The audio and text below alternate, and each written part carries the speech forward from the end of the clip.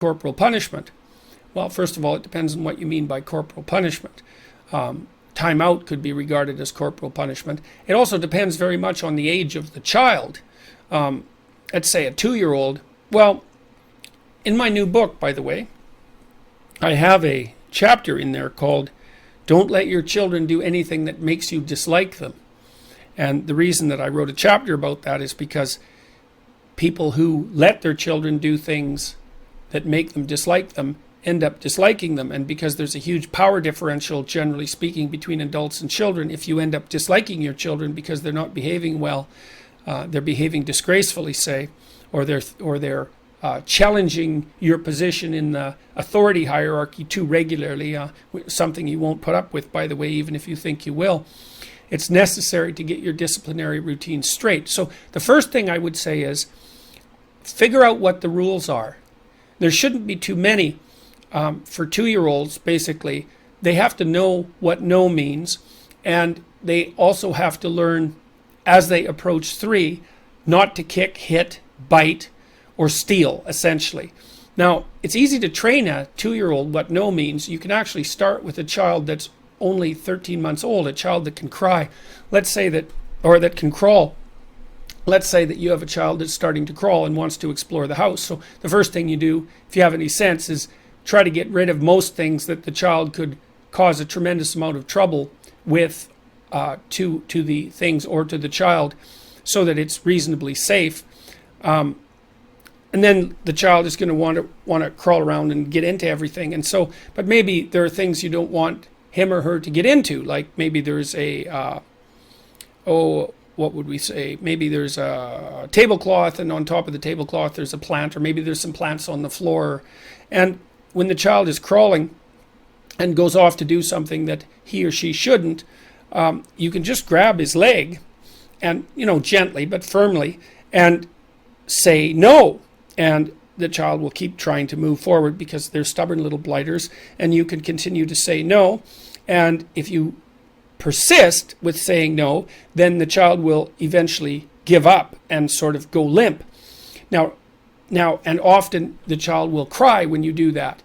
And of course that might make you feel guilty, but what that means is that you've effectively brought the behavior to a halt. And if you do that 10 times, you got to watch your child and don't stop them from exploring things that they need to explore. And you want to use this sort of thing with judiciously.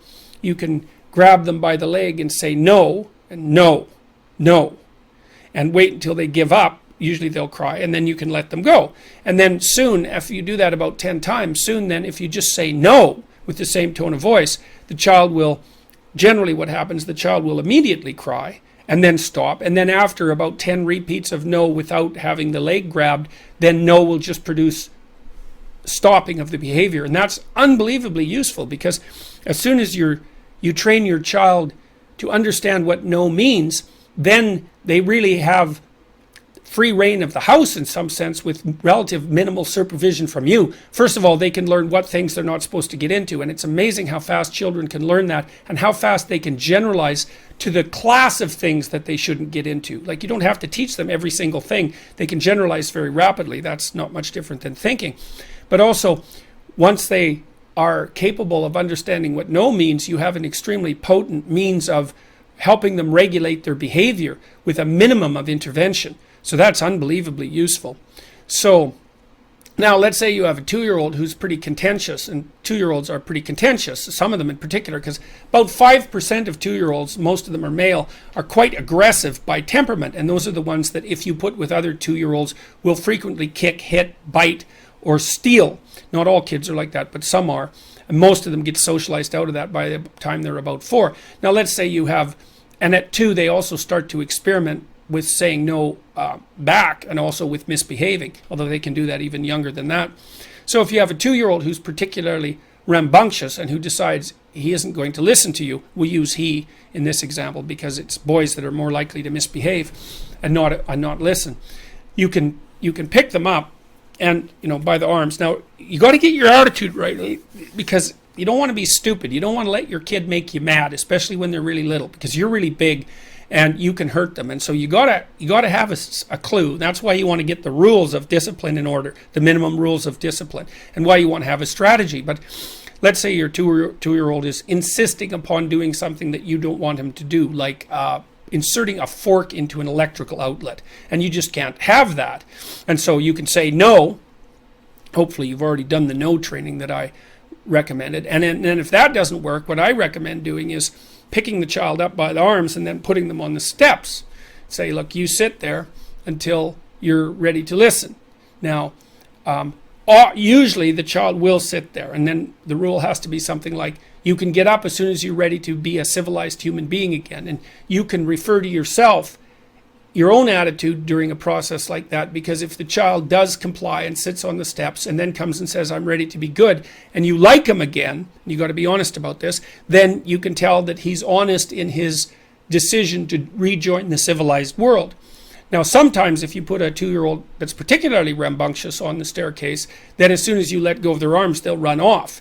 And that can be a game, or it can just be an act of defiance. And in that case, then you go get him and you put him back on the steps. And you do that several times if necessary. And if that becomes a game, then you sit on the step and you hold him by the arms. Remember, no anger, because he's just 2, for God's sake. You don't have to be angry. Just put him on the steps and hold him. Say, look, I'm not letting you go until you sit there and behave. And so if you hold him for a while, he'll squirm and look away and so forth. But you can get his attention if you're a little bit stubborn. You hold him there and say, you're going to sit there till I decide that you can leave. And so you hold him and he'll squirm. But you can outwait him if you're patient, but you got to make the time. And then eventually he'll stop squirming and you can let him go. And then you can sit there and watch him. And when you think he's, decided that he's going to be a civilized creature, then you can say that's good, and you can give him a pat on the head, and you can say, let's go back and do what we're doing.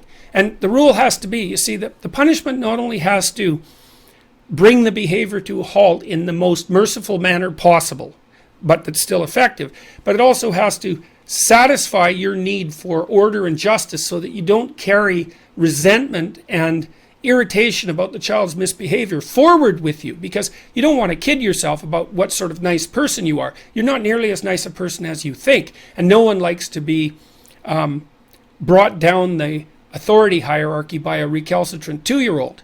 So in almost all circumstances, those processes will suffice.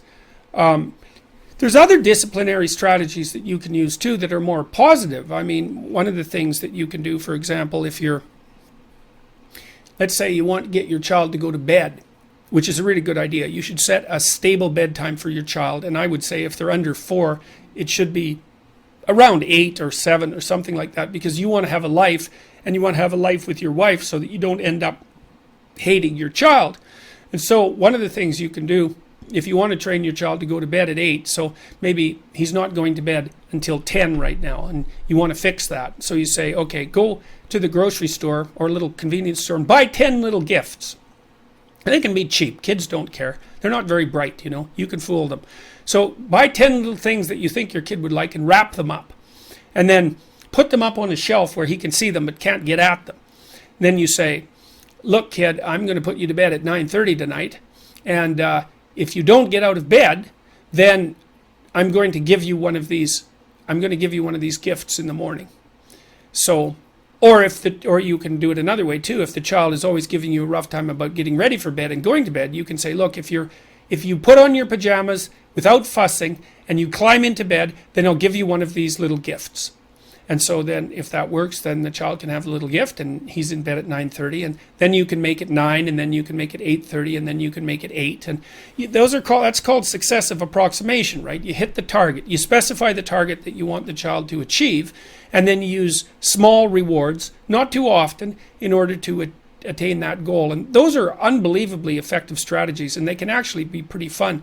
But I would say the advice to not let your child do anything that makes you dislike them is really, really useful. You want to talk this over with your partner too, so that you have your disciplinary strategies and your rules talked out so that you don't work at cross purposes to one another.